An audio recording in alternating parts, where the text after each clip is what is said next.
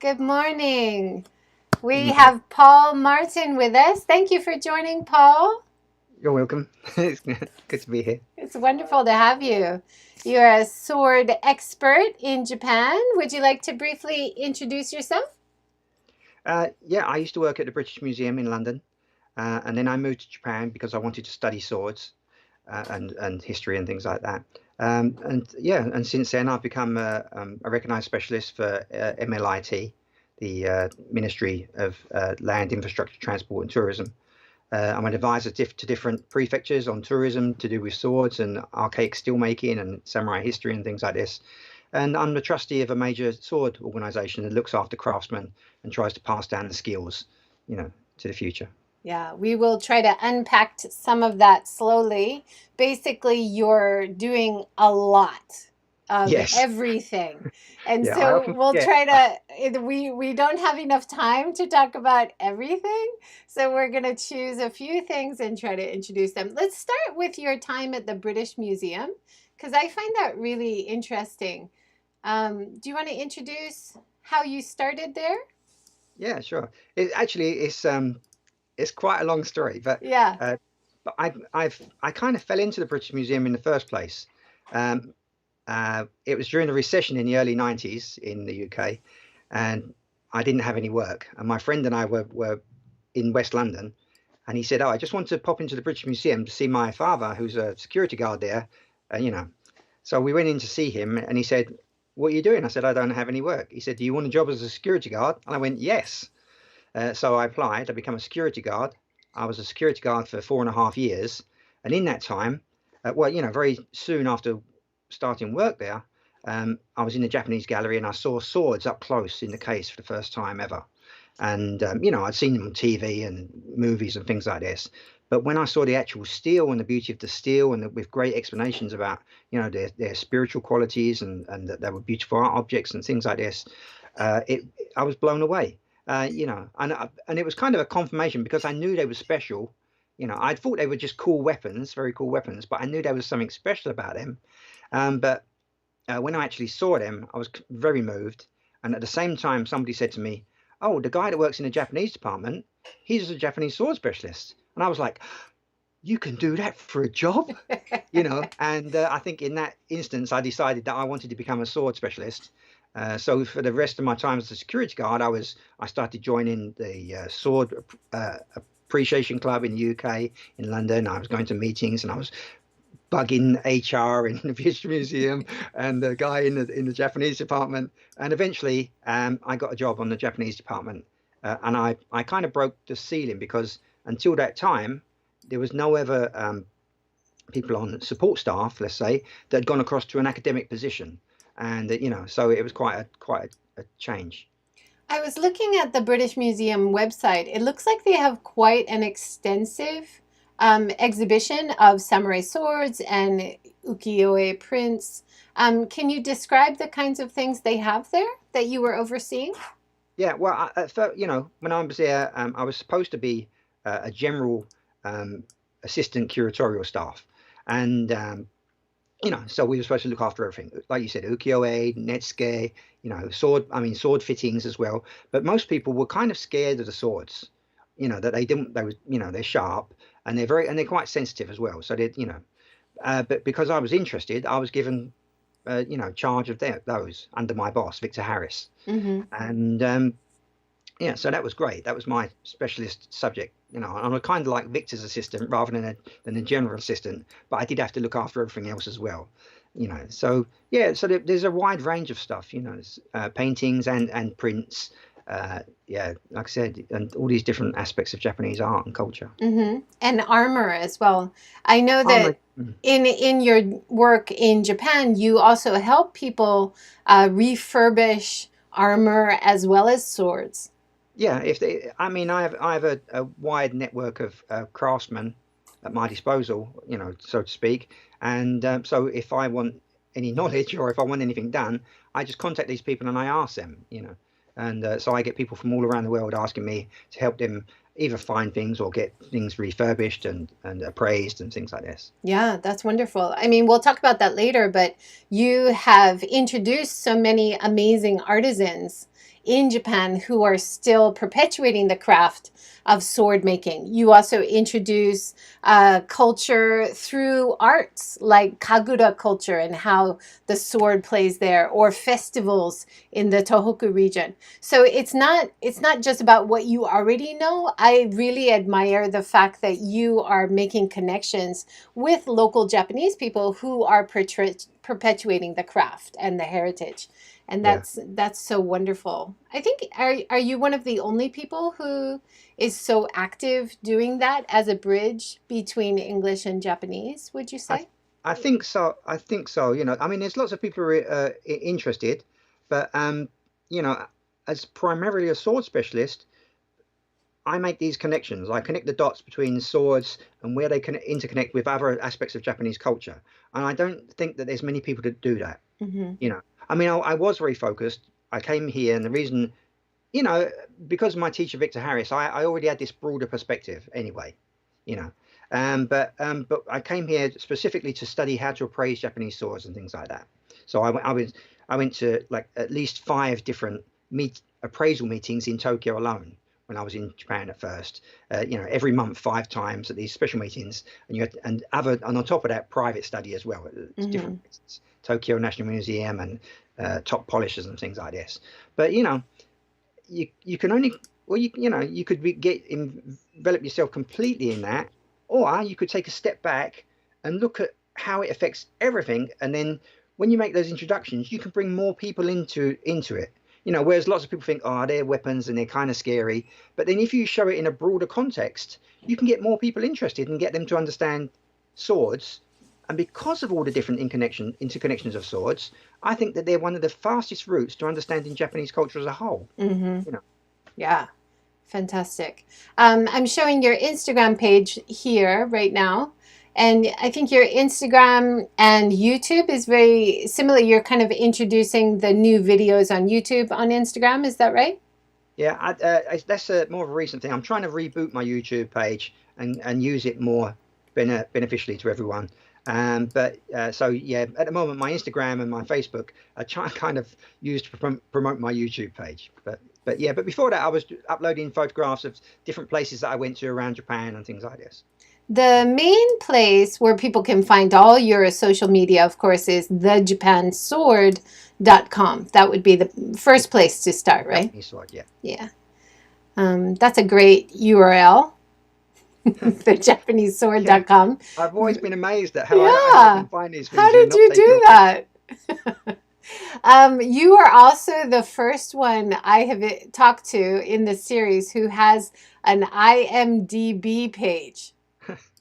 That's because you're helping with people who are researching movies, and sometimes you star in movies as well. Do you want to introduce some of your work with movies and TV? Yeah, again, this was like a natural progression because I appeared on so many documentaries that they were putting their own entries in for those different documentaries. So my name was coming up. Hmm. So then I just collated them. Well, it comes into one single page anyway. So I just took the page and added information that wasn't there. But yeah, I produced a couple of documentaries on Japanese swords. I've never had 100% control of them, so they're not exactly what I wanted, but it's nice to have an input and kind of guide them in the right direction, rather than lots of these. Because I'm always frustrated with Discovery Channel and History Channel and things like this that tend to only focus on how sharp the sword is and Uh, treat it like some kind of lightsaber that can cut through anything. When it's not the truth. It's just this kind of weird glorification of a myth. yeah. I love this. Let's go back to something you said about your fascination with swords. The sword in Japan is not merely a weapon, it is a sublime piece of functional art with deep spiritual and historical significance to the Japanese people. Just like Mount Fuji and cherry blossoms, the Japanese sword is an enduring symbol of Japan. It is my hope to share my love and passion for Japanese swords with all of you here on YouTube and make Japanese sword accessible to the world by introducing Japanese sword to new audiences from a Japanese perspective. I thought Right. that was beautifully written. But like I said, and it stems back to this misconceptions that are continued by large companies like Discovery Channel and History Channel and things, where they just go on old information and keep repeating it, and they still not introducing the sword from the correct perspective. It's all about their own perspective that they've taken, and they just transfer it into the program. They come to Japan, they do the filming, but they've already got their own idea about how they're going to present it. Yeah. So if you, I always teach. I do talks at the Samurai Museum and around Japan and around the world as well. But I always start from the origin myths of Japan, because the Japanese sword, as a cultural object, is intertwined with the origins of Japan, and they're inextricable. So you have this mythology and real history, and they're inextricable. And the reason for that is because if you go back to one of the origin myths where Susanoo comes down to Earth, he's banished to Earth, and he comes across the old couple crying, and the Yamato no Orochi, the eight-headed, eight-tailed serpent, comes along every year and takes away one of their daughters, and they're down to their last daughter, Inate Hime. And so he saves, and he slays the dragon, and inside one of the towers he finds a sword, and this sword becomes the sword of the imperial regalia, which is passed down from emperor to emperor. Well, we recently had a new emperor, and when he's being enthroned, he has a long box next to him with that allegedly has that sword inside it. So this sword that was discovered in the tail of a dragon that went up to heaven, come back down again, and and it's passed down. So this is my aspect where mythology and real Japanese history are inextricable. So I think it's very important when it comes to understanding Japanese culture. But not only that, the contradiction in Japan is part of daily life. Not everything is yes, no, black or white. This is why there's lots of love. Maybe, Muzakashi toka. Yeah, your article on the orochi in Shimane, right? And the sword culture, that was for Japan Forward, I believe. Yeah. And really interesting. And of course, in Hiroshima as well, we have a lot of kagura. And I've seen the orochi and the fighting the orochi, which is like a dragon with the sword, and the sword is so revered and everything. So it was really interesting reading your article and learning more about the sword part of it.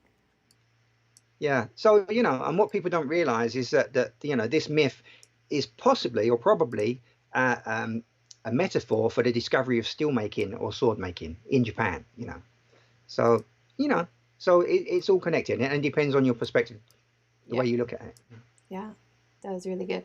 Let's go back to your movie influence, because there was an interesting movie, I think maybe last year, that you were helping with on World War II. Forgive, don't forget. Do you want to introduce that? Yeah. So Forgive, Don't Forget was a story of a man in America whose grandfather was in the Second World War, and he was at Wake Island. And he obtained 3 swords after the war, when the war was ended. 3 surrendered swords. So he took them back, and he gave them to his son, who in turn gave them to his 3 grandsons, which was one of them was the director of the movie, of the documentary. And so he decided that he wanted to return the sword, because it had a surrender tag on it with the details of the owner, and he wanted to return the sword and make a documentary of it and see how we could come together after the Second World War, or how. So so they came to Japan. They contacted me, and eventually I became an executive producer. Which means a lot of volunteer work. So. And we found the family. We went through the Ministry of Wealth, Labour and Welfare, or something like this, And so we found the family. The family agreed to have the sword returned, and it was an incredibly moving story. I mean, the final scene, not the final scene, but the climax of the documentary is incredibly moving. The man had died after the war. He came back from the war safely. But when he came back, one of the first things that he apparently said was, "Dad, I lost the sword." And and of course his father said, "Don't worry. The most important thing is that you came back." And but he was completely devastated by losing his sword, because it's not just, as we said, it's not just a weapon.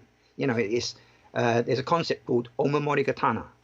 So, which, we have the omamori, for the people who don't know, Like you a have good luck omamori silk charm purses or at the Shinto shrines, like these protective amulets. mm-hmm. Now, this kind of feeling is also projected onto swords. So then you have daggers and things given to small babies to keep away evil spirits and things like this, or keep away bad things. And brides also, in the modern sense, they have put this dagger in their obi, in their belt, and you can see it might not be a real dagger, but it's a symbol of a dagger. And again, it's this omamori katana concept. Now, what we have also is two overlaying concepts, because you have another concept of kaho, or family treasure. Now, your kaho, your family treasure, can also be your omamori katana.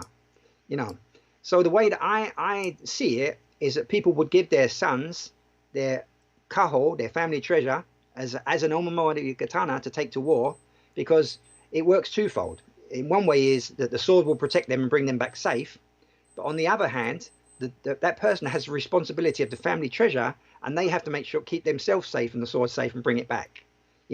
So I think it's very complex, and but this is my reading of the situation, of omamori katana and kaho and things like this.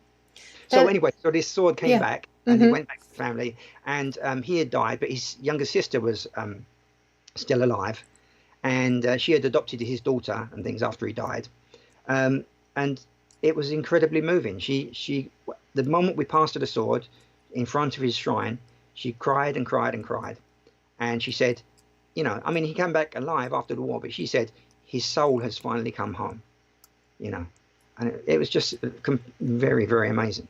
Wow, you don't think of that emotional connection or the idea of a sword being part of your heritage, your family heritage that you value so much, but it is, right? Right.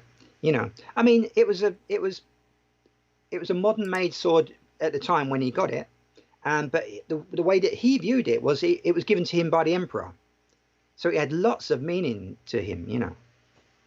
Yeah. There was a story that you had in Japan Forward about finding a sword in the ceiling and Oh, that how. was that was Kasuga Shrine, was it? I think.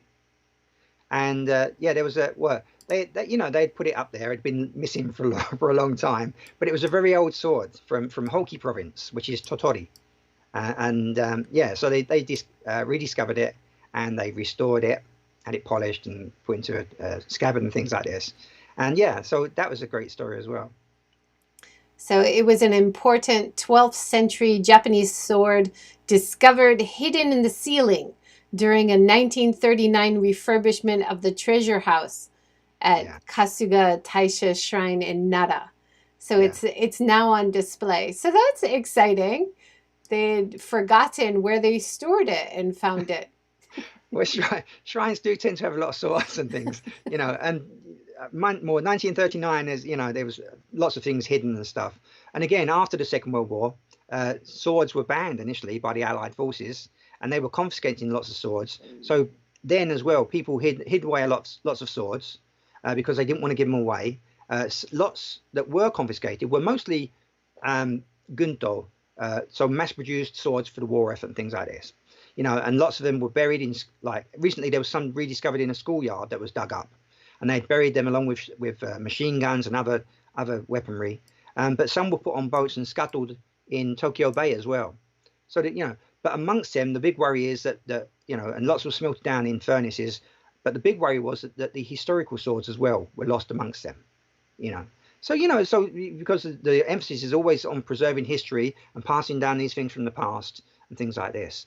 But that was a big worry.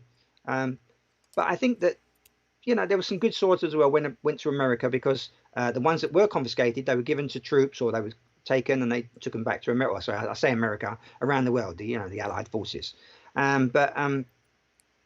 So it's what makes a sword more valuable? Is it the maker? Is it the famous samurai who carried it? Like what? It can be any of those. It can be the period it was made in, but fundamentally it has to be a good sword in good condition, well made, and it's best to have the characteristics of the maker, so that it can be, even if you don't look at the signature, you can look at the characteristics of the blade and you can tell who made it. You look at the shape of the blade and it'll tell you which period it was made in. You look at the folding pattern of the steel and the hues and textures of the steel, and that will tell you where in Japan it was made. And then you look at the pattern of the hamon, the pattern of the hardened edge, the wavy line that goes along the cutting edge, and the size of the crystalline structure, or the size of the crystals and the brightness of the crystals, and the pattern of the hamon contains the maker's idiosyncrasies, because of the way that he applied the clay is a bit like handwriting. But that, in combination with the shade of red hot that he heats the blade to, and which he quenches, affects the size of the crystals and the surface of the steel. And so it's very important, these aspects. So this is it's why it's not just one thing; it's many things. Right, it's many things. So every sword has its own story. So then, this sword was owned by Kuroda Kanbei, so it becomes very famous. So this sword is the demon slayer. So that sword's very famous. But but they also generally have the characteristics of the maker as well, or they've been appraised at some point in their history. Yeah. You also introduce the making of the swords through Artisans on your YouTube channel. Mm-hmm. Do you want to introduce some of the artisans that you've introduced on there? I try to introduce as many people as possible, and not focus on individuals. Because some people get lots of attention, and it's nice to try and spread that out and make it, make the craft good for everyone. Rather than just a few individuals getting doing well. Mm-hmm. So there's 10 years ago there was about 300 licensed swordsmiths, but it's on the decline at the moment, and today there's only about 200, if that, which is kind of worrying. And also, not just the people that make the blades. There's lots of polishers. I don't think we're in shortage of any sword polishers, which is another professional craft. But there's scabbard makers, and there's a collar called a habaki, and we're kind of lacking in scabbard makers and habaki makers.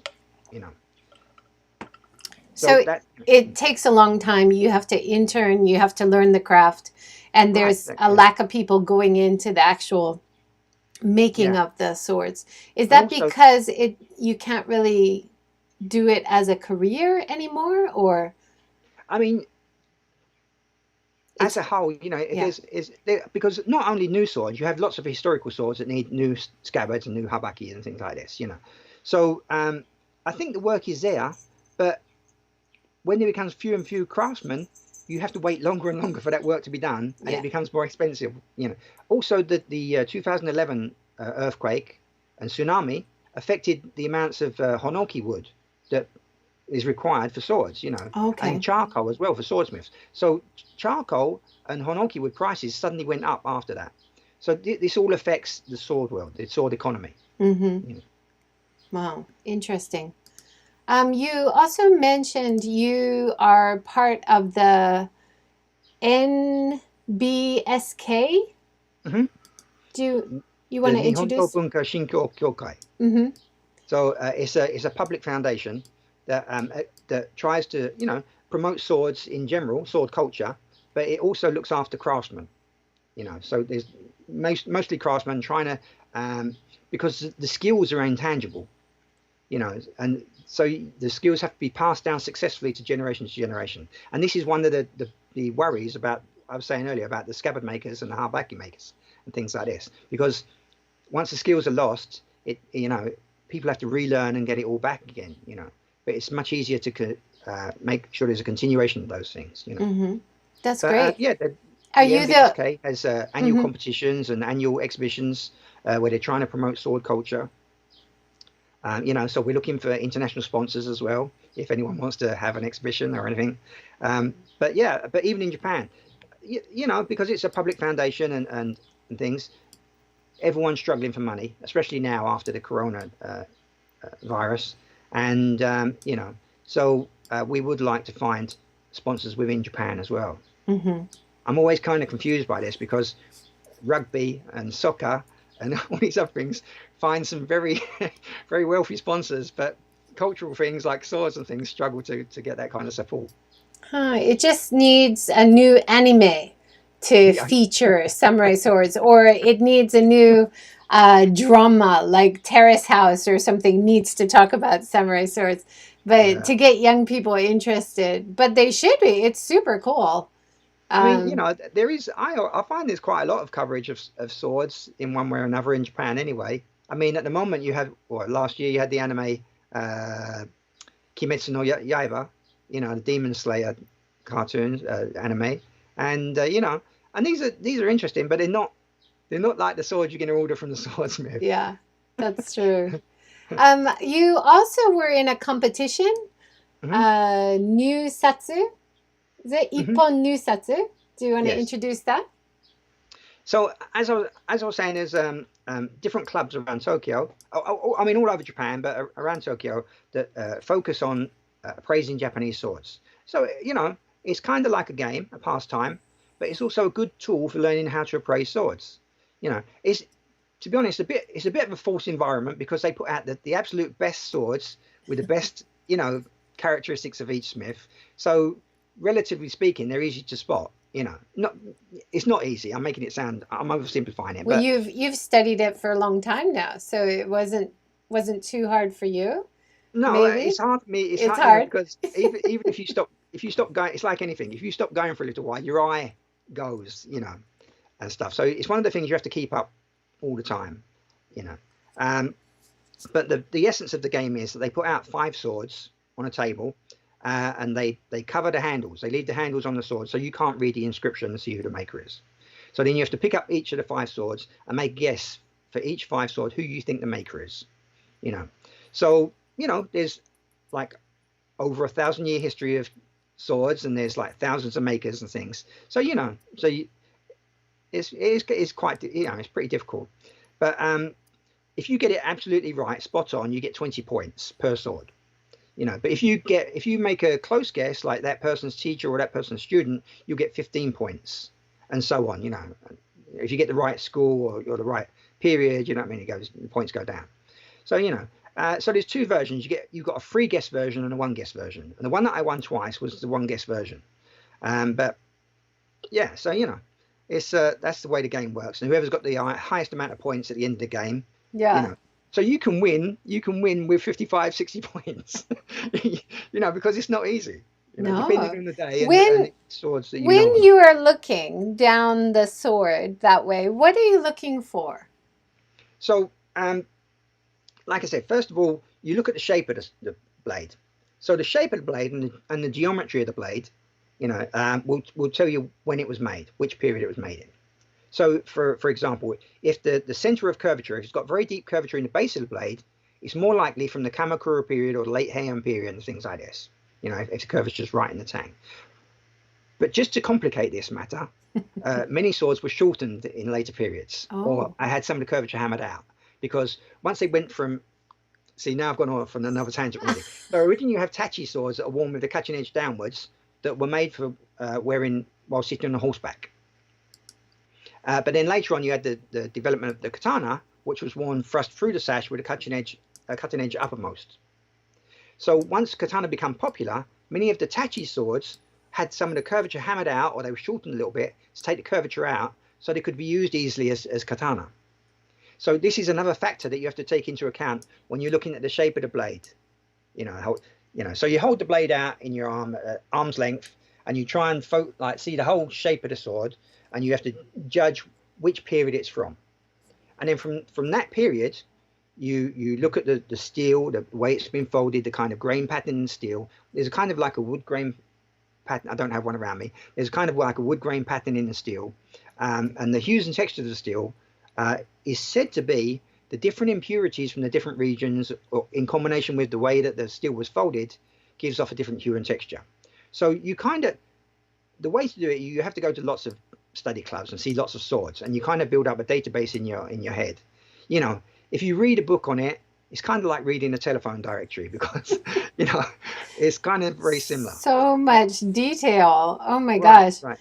And then and the final part is when and so you can see, if you look at the sword this way and get the light skimming across the surface of the blade, you can see the grain pattern and the hues and texture of the steel. But if you look down the blade and point the sword towards the light, like you were saying, then the pattern of the hardened edge it pops out and you can see it really well. It becomes a definitive line, wavy line that runs down the blade. And then you can see the different clusters of crystals and things like this, and then hopefully you can spot the idiosyncrasies of the smith. And so then from these different aspects, so what you're really doing is a process of elimination. So you look at the blade and you think, okay, it's this period, so we'll forget all those other periods. Who was working in this period? And then you kind of, oh, it's not him, it's not him, it's not him. It could be him. It's got one of those, it might be him. So that's how you figure it out. Wow. And then you make your guess.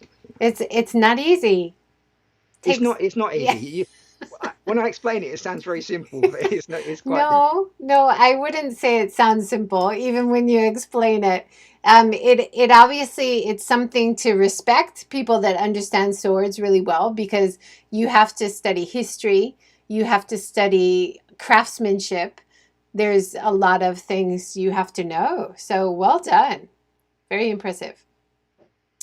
Let's go to just introduce your Facebook page. So, of course, again, the Japanese sword on Facebook, all one word, I believe. The Japanese.sword as well. What kinds of things do you introduce on the Facebook page?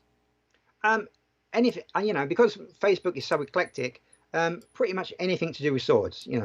It's so if other people are sharing stuff, I just share their stuff as well.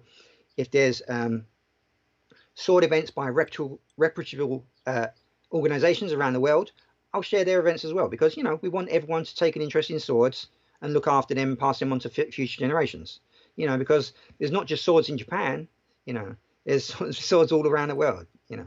But and I think it's important that people that the Japanese realize that actually it's a typical Japanese trait. For example, like ukiyo-e. So Japanese weren't really interested in ukiyo-e after that boom was finished, and they used them as packings for ceramics to send them abroad. Oh wow! And then when people unpacked the ceramics abroad and they saw these ukiyo-e, they thought, wow, they're wonderful, And then once non-Japanese took an interest in ukiyo-e, then it reignited the Japanese interest in ukiyo-e. So I'm kind of hoping that the same thing will happen with swords. So if I can popularize swords outside Japan, that people in Japan will reignite their passion. And we can restart the sword world. Yeah. So at the moment, it's really difficult to ship things abroad or to have things delivered to Japan, to some countries. But usually, it's not a problem to send swords in and out of Japan. No. There's lots of misconceptions about swords in general. It's one of those subjects that invites lots of myths and crazy stories. So some national treasures went missing after the war, but there was lots of turmoil. There was lots of fires, and Japan has a history of fires with all the earthquakes and wooden and paper buildings. So, and particularly during the war, there was lots of fire bombings, and even recently with the earthquake and tsunamis and stuff, things get damaged and lost. So, sorry, I've lost myself a bit. Yeah, but but import export of swords is not a problem. No, it's not. It's so, but you have to apply for an export permit. Mm-hmm. But lots of people are scared to send their sword to Japan because of these myths where people say, I can't send my sword to Japan because they'll confiscate it as a national treasure. No, they won't. They won't. Unless it is a national treasure, which no. Even if it's not swords, because after the war, because there were so many swords. This is where I was going. After the war, so many swords and things were lost, or disappeared, or were damaged and lost, that they removed all the designations and they redesignated them around 1954 or something like this. Mm-hmm. So previous national treasures, although they're national treasures, they're no longer national treasures. So if you send it to Japan, you can get it appraised and stuff, but it's very, very unlikely that they're going to just confiscate it. Right. We had an important sword come back a couple of years ago, and and it was they just went through the standard procedures. It came to Japan, it was licensed, it was put in for appraisal, and sold or went back to the owner or whatever happened to it. There was no confiscation or anything like this. And of course, you are the go-to person. If somebody does want to know about how to get their sword appraised and stuff, they can contact you through Facebook or through your Yeah, yeah, website. yeah. It's one of the services I provide is an agent service for people who want to get their swords re, praised in Japan or restored in Japan. You know, um, and it's because even the restorations helps the craft. You know, to keep the things going on and keeps the craftsmen in work. You know, rather than people doing amateur jobs abroad on swords, and it kind of waters down the main craft. You know, so this is one of my worries. It's an unpopular opinion, but you know, it's I worry about the future of Japanese sword. You know, I like I said, I took a step back. You know, I mean, we have two organisations. We have the MBSK, my one, which is about just over 10 years old, and you have the MBTHK, who I also do translations for and things for their exhibitions, and they're 75 years old or something like this. Well, in history of 1500-year-old history of Japanese swords, this is nothing, you know, and we've still got the whole future ahead of us, and we need to push everything towards the future, you know, make sure it continues on. Right. So I've got your four types of work from your website. Hmm. Sword commissions, appraisals in Japan, sword restorations, and armor restorations. And those are four of the things that you can do to help people if they want more information about their sword or Right. buying new swords, right? Yeah. Yeah, so I handle all the import and export procedures so that it all comes in smooth, like as smoothly as possible, you know, and send it back. Yeah. You take all the headache. Thank you. Yes. That's nice of you. Now on the page where it talks about your history and your work, it also mentions you did a MA with UC Berkeley. Hmm. What were you studying? Was it Japanese I was history? in the Asian Studies department, but my focus was Japan. Yeah. So yeah, it was again another serendipitous. You know, I didn't plan to go to Berkeley. I kind of fell into Berkeley as well. Yeah. And also I didn't have a BA. I went to Berkeley and I showed, to cut a long story short, I showed a professor my portfolio, and he said, "So what do you want to do? Do you want to lecture?"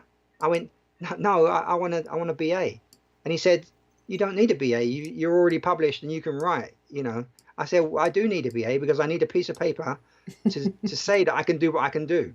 Yeah. And he went, "Hold on a second," and he called his colleague down the corridor, and he sent me down to him, and he said, "My colleague's going to love it." He said, "And we're going to recommend that you go straight on the MA's course."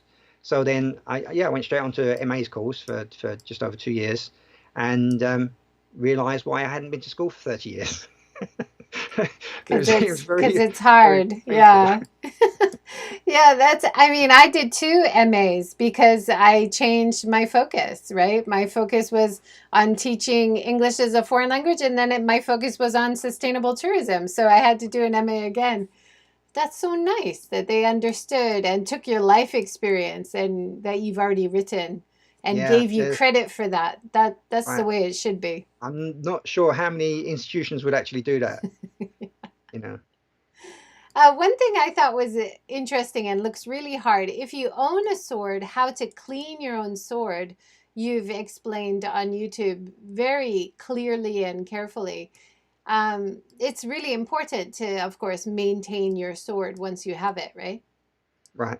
You know, I mean, yeah, obviously you have to care for it, and you know, this is why I recommend using Japanese craftsmen to build the proper parts for it. That you know, the scabbard, the hinoki wood, magnolia wood scabbard, and things like this. You know, to help preserve your sword. But you know, the video actually draws some criticism because in the West, the powder that I apply to the blade is very mildly abrasive. I mean, but very mildly. It has the Mhm. consistency of almost baby powder. You know. So there's kind of a thing in the West where they don't like Uchiko. It's become a bit hysteric, to be honest. But you know, but in Japan, all the National Living Treasure Polisher, who's the epitome of sword preservation, uses Uchiko. The Sword Museum uses Uchiko. Master craftsmen use Uchiko. You know, there is a faction within Japan that has said we don't want to use Uchiko, but you know, there's no big debate about it. You either do or you don't, and lots of people do. But the problem usually is not Uchiko itself. It's not knowing how to use it properly, or or using cheap uchiko, which is because what it is one of the polishing stones is ground down into a fine powder, but usually it's also mixed with powdered horn and stuff, and then it's put inside some cotton wool, a ball of cotton wool, and then a layer of washi papers wrapped around that, and then a layer of silk. So it's filtered through these three things first before it even gets onto the blade. Now, if you damage your ball, if you hit the point of the sword or you hit the cutting edge, it's going to put small holes in your silk. So then you're going to get bigger particles coming out and going onto the blade. If you use cheap uchiko with a very cheap layer of satin or something rather than a layer of fine silk, then you're going to get bigger particles going onto your blade, and these can cause small scratches. But not on, what's most important is that you keep all your cleaning equipment, your cloths and your uchiko ball clean. That you have to keep them clean, not get any impurities into them. Anything. What is uchiko powder? What is it made from? It's a polishing stone. One of the polishing stones, the wet stones, is used to polish swords. It's ground down into a very fine powder. Now, polishers can make it themselves, but there's people that just make uchiko, put the same kind of stones in a machine and grind them down to a fine powder and, make it and manufacture it, But, so the best uchiko comes from polishers, the very, very best uchiko. But there's still other people making good uchiko, very fine powder stuff. Now, so can it be bought abroad if people have a sword? Can they buy the materials abroad, or is that something you could help? These days with the internet, you can buy anything pretty much anywhere. But the trouble is that there's these really cheap sets for really made for the blunt EI swords and things for people to practice on, and they're not made for top level art swords. It's this kind of rough stuff that's not cheaply made, and you want to keep that away from your good swords. Definitely. And conversely, to be honest, a fine polish is a very fine series of very fine scratches, and it looks you can see into the steel and you see all these things, but in reality it's a series of very fine scratches that you cannot see with the naked eye. Now, people are worried that uchiko is going to scratch their blade. If you get uchiko and you do it every day and rub it every day, it will change the surface of your polish and it will dull your polish eventually. But if you're looking at your sword once every 6 months or one time you get it out and there's lots of people around it breathing on it and things like this, then it's a good idea to use uchiko, particularly if you practice martial arts and you're putting your hand on your blade, which you wouldn't want to do with art swords. But when you do martial arts, there's techniques so you have to touch the blade with your hand. Now, in your hand is acids and oils that can rust the blade very quickly, and people like to use lens cloths these days instead of uchiko, like camera lens cloths, because they're very soft and they absorb lots of moisture and things like this. But there's only so much they can take off. They won't take off the slightly thicker oils and greases in your hand, I think. Yeah. Well, I had a problem with my sword that I use for EI. Yeah, it's very important to take care of your blade, and you know a lot about it. So thank you for introducing that on YouTube, even though you're getting some negative comments. Thank you for doing that. Now, you've been on TV shows as well as translated books. You also do martial arts. Do you want to introduce a little bit about your martial art history? Yeah, my introduction to Japanese culture as a whole was because my father practiced karate, and so I wanted to do karate as well. So I don't think I even realized it was a Japanese thing when I was 7 years old. So I just grew up doing it. But then as I was growing up, I would hear things like Bushido and samurai spirit and things like this, which mean just don't give up, keep going, this kind of ganbatte kind of feeling. And so I grew up with that, and then I was watching Kurosawa movies. So I saw these heroic samurai warriors with these fantastic, cool weapons on their hip. So I was influenced by that as well. But then when I was about 15, 16, I think, I saw a movie that featured Takakura Ken. It was an American movie made by Sidney Pollack, and Robert Mitchum was in it as well, called The Yakuza, which, when you say it in Japan, it doesn't go down well. But it was such but it was such a great movie about the clash of East and West, not only the clash of East and West, the meeting point as well between different these two men of different cultures, and Ken-san was so cool, and there was like a last Chambara scene which was really good. But Ken was, he was this like silent, strong character, and things. Um, but the movie also had, it was written by Leonard Schrader, and Paul Schrader, his brother, done the screen, and but they knew so much about Japanese culture, and there was like deeper things like Suzuki Daisetsu's Zen and Japanese culture quotes in there and things like this, and Kenzan's Horimono, his tattoo on his back was Fudo Myo, who's the patron deity of swordsmen and things like this. And it was like the more times you watch a movie and the more you learn about Japanese culture, you go, oh my God, this is amazing, And it was just a fantastic. It had a really, really big influence on me. Wow, that's really interesting. Let's dive into some of the articles that you've written. Hmm. You introduced the samurai Aizu heroes in Tohoku. Do you want to talk a little bit about that? Yeah, that was a. I was made a Samurai Spirit tourism ambassador for the Tohoku region, and so I got to go to all these different sites, and I heard stories I hadn't heard before. You know, People know about the Byakutai, like the group of something like 20, 16-year-olds who committed seppuku on Imoriyama, overlooking the castle because they thought that the castle had fallen and that Aizu was lost. And it's kind of incredible. These kids between 14 and 16 had that kind of mentality where they felt the obligation to commit seppuku, or ritual suicide, and it's kind of mind blowing. So I see these places, and there's Aizu. Aizu is a special place, I think, in Japan because, like the Shinsengumi, they were on the losing side of the Meiji Restoration. And then after that, following the Meiji Restoration, their enemies had successive prime ministers. People from Satsuma would become prime minister. So they felt like they were kind of disbanded anyway, but they felt like the enemy for a long time within Japan. And they're still a little bit defensive now. But their samurai, it sounds like a cliche, but their samurai spirit and the way they think is amazing. There's a strong Budo influence there. There's girls. They have a tradition of women practicing naginata and things like this, and these different martial arts. They had it's still there. There's a place called Nishinkan, or it's rebuilt Nishinkan, which was an academy for samurai to study not only academic studies but martial arts as well. And the place is amazing. You have to go there. But Aizu were completely destroyed by the Tokugawa or the imperial forces after during the Boshin War. And there's just such stories of heroicism and things, not just, I'm talked about teenage boys, but women as well, a whole household of women that committed seppuku and things. And it's kind of unthinkable by today's standard, Yeah, but completely moving. uh-huh. That's really. So I recommend people go there and look a bit deeper than the surface, and just go and see these places and hear about the history, and it will change your life. Yeah. It looks beautiful, and the places that you visited were so interesting.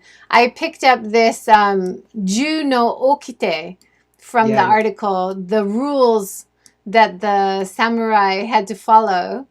And do not disobey your elders. Always bow to your elders. Do not lie. Do not act cowardly. Do not bully the weak. Do not eat outside. Do not fraternize with women in public. No means no. The do not eat outside one seems the weirdest to me. Well, really? I mean, even today, people walking along eating is kind of frowned upon. You have to sit down and eat in Japan. That's true. But it doesn't seem like something the samurai would have had to follow. So that was really interesting. And you write in the article, too, as you mentioned, these young samurai were 15, 16 years old. Yeah. Right? We had a question from Dave in Osaka. If someone wants to buy their first sword, what should they know before they do? Good question. Okay, there's a they lot. have to kind of clarify it. Do they want to commission a sword, or do they want to buy an antique historical sword? Oh, okay. So, So, I mean, well, for starters, you have to go within your budget, So, but a good thing to do is make sure if you're buying an historical sword, is make sure that the sword has some kind of to be on the safe side. If it's your first sword, make sure that the sword has some kind of appraisal paper from a recognized institution. So like this one. This is from the Sword Museum. There's other institutions as well, but this one is from the Sword Museum, and it just authenticates and says that this is pretty much says that this is the genuine article by this maker, and that the sword is in good condition as well. It doesn't have any fatal flaws. So and that's one. if you want help appraising or getting recommendations about which swords you should buy, please get in touch with Paul and he will help you guide through the process, right, Paul? Yeah, Yeah. yeah, Let's talk a little bit about impermanence. That was one of your articles that I thought was so interesting. You had beautiful pictures of the sakura motif on the blade, the skulls in the sword guard, is yeah, it? And different features of impermanence. Do you want to introduce that idea? yeah. I think that one of the aspects of culture, Japanese culture, is that the Japanese, the masters of recognizing impermanence. Now, and this goes way back, you know.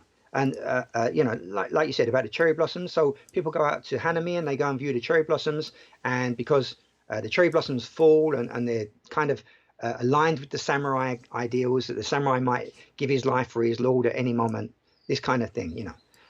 So, but this goes back to there's classical novels, the Hojoki. So the Hojoki says that sorry, I can't say it verbatim, but it says that the river constantly flows, but the water always changes. These are fantastic things, I think. And then you have the Heike Monogatari that says that the bells of the Gion Shoja told the impermanence of all things. Wow, that just blows it gives me goosebumps when I say these things. And that things are always changing. That life is fleeting, and you have to, And I think this is enhanced by the many natural disasters that they have in Japan. That they realize that Japan life is fleeting, and you live for the moment. But at the same time, you have to honor the past and pass down stuff to the future.